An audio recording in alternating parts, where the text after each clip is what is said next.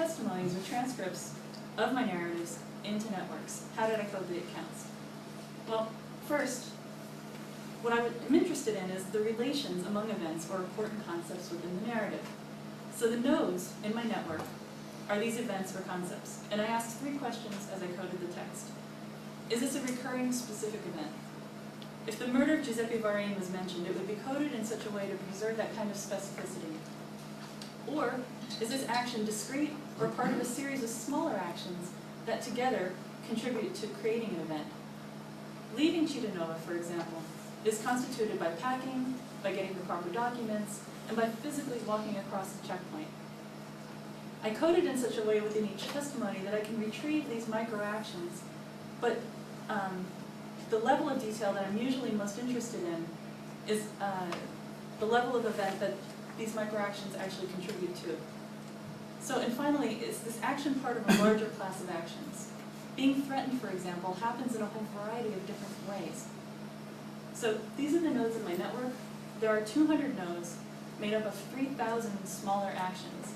So you can see it's a really complex environment, and it's really almost impossible to get your head around and adjudicate among the connectivity of various events to determine on your own which is most central and which is most peripheral, and which is most important for driving narrative change. So for arcs, or links, I wanted to preserve the sequencing because that says something about temporality within the narrative. But I also wanted to capture whether mentioning a certain event early in the narrative, say like earlier on in the interview, makes it more or less likely that certain other events will be mentioned later, like say an hour into the interview. So I assigned arcs if an action followed another within the narrative itself. If, for example, a narrator reported that Slavs arrived and then he was threatened, that would get an arc. Arcs were also drawn whenever narrators themselves used specific conjunctions to tie together actions. These would include units of speech like and so, and then, and so on. And then finally, I drew arcs when an event or an action required prior knowledge of an event mentioned earlier, even if that event was not invoked explicitly. So by pooling the narratives in my network and tracing the relations among their events, I've been able to see 2 important things about the narratives that I otherwise wasn't able to see. First, some events within the narrative are particularly well connected to other events. They're arbiters, or gatekeepers to narrative meaning. Once you hit upon these well-connected events, a range of narrative possibilities opens up. They're pivotal. Other events, on the other hand, shut down narrative choices, compelling narrators to tell a specific kind of story. So the second point is that, and this is sort of more the link to general history, is that the structure of these relations relates to the institutional environments in which these accounts took shape. So I'm going to shift now to the individual accounts from my data to better illustrate these 2 points. By mapping out the story, I'll show how the structure and the meaning of one account has changed in these 3 different moments, from 1954 to 2004 Croatia, 2004 Italy. So here I have 2 of the post-war testimonies coded and mapped into narrative networks, individual narrative networks. In each of them, the narrators are describing why they left Cittadella for Trieste. And I just want to walk you through one of these to kind of give you a sense of how I'm coding the transcripts. And I know that the labels are small, I'm really sorry. It's just when I was sort of programming the Pi thing, I just didn't make the labels larger. But just as we sort of walk through for orientation purposes, the graph is read from the top to the bottom, with the first event that's mentioned in the narrative at the very top, and the last one that's mentioned is at the bottom, and it's almost always I left. If we're to take Mariano Pavat's testimony, he begins by relating how his son was called to a meeting at the municipality. We learn that the order was written in Croatian, and that his son didn't attend, which I've actually coded as an act of resistance.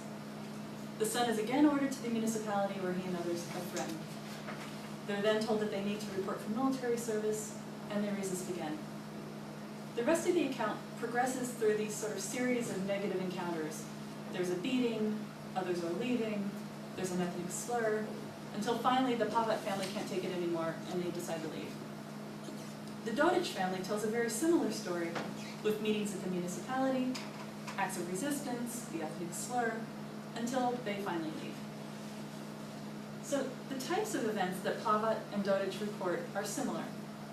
And they're similar not only to each other, but to accounts from many other Istrians. And central to the Pavat account are the well-connected events of being threatened, resisting or protesting these forms of pressure, and being ordered out. These are the sort of pivotal events, the ones that can connect to other elements in the narrative. In the Dodic narrative, we see that resisting and being ordered out are also central. And we also see that there are events like the arrest of another young man from Chitanova, Nicola Dimitri, or being threatened, are complementary or transposable events. Each of these events represents some form of harassment that in the end result in the family leaving, and it's exactly this harassment that makes the order to leave seem compelling and real. So when I code things like resisted or threatened, I'm categorizing different actions into these action types. Resisting, for example, in the Pavat account means that the boys refuse to go to military service. Resisting in Dodic is this probably my favorite part of any testimony. It's a sweet moment where the mother is standing on her doorstep shouting down publicly the municipal guard that's come to fetch her son. So we have these two different ways of getting at resisting. But in addition to these similar classes of actions like this, these two testimonies also report exactly the same action, the arrest of Nicolo Dimitri. His arrest is not only mentioned in both accounts, it's mentioned in almost exactly the same place, and is always connected within 3 links to leaving. So before we move on, I just want you to notice within these testimonies, there's no mention of the 4-day. There's no mention of an exodus. There is no Holocaust. These big events need the organizational power of an institution. An institution can pull together these disparate accounts into a coherent story and imbue it with a meaning beyond individual personal tragedy. So by pulling these two accounts into one network, events from the narrative now link with new events from the other narrative. These links, or arcs, reinforce some part of the story and help narrators understand their experiences just a little differently. When we pull these two accounts together, we see clearly the well-connected points, threatened, ordered out, and resisted, are central to the narrative network. Now, they were important in the original testimonies, but their centrality wasn't as clear as it is here. The Dimitri arrest also remains, but it's less central to the narrative. And this kind of makes intuitive sense. Dimitri's arrest was a transposable event. We could have used it or another one to get us further through the story. So we can imagine these two families sitting together in a refugee camp in Trieste sharing their accounts. Although only one of the narrators had experienced a beating, once they begin sharing their accounts, they could recognize beating and the threat of expulsion as manifestations of the same thing, repression. They can also begin to recognize that they weren't the only ones singled out. They're part of a group of people with similar stories of harassment and play.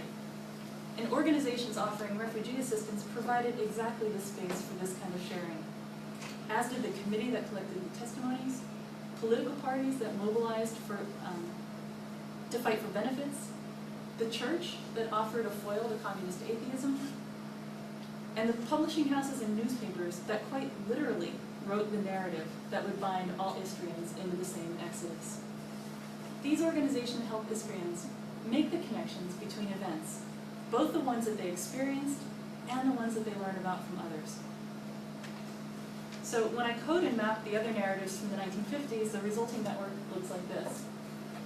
Now, a while ago, I mentioned that an important aspect of network analysis reveals is the notions of centrality and peripherality.